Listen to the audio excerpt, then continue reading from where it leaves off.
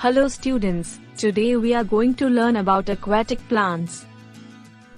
Plants are found everywhere around us.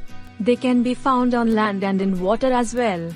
The plants that are found in or on the surface of water are called aquatic plants.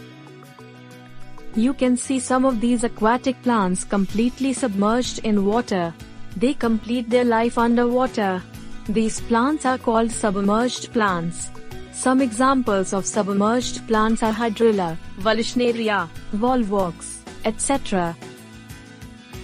Some other aquatic plants like lotus, water lily, etc. grow from the bottom of water, but their leaves float on the surface and flowers come outside water.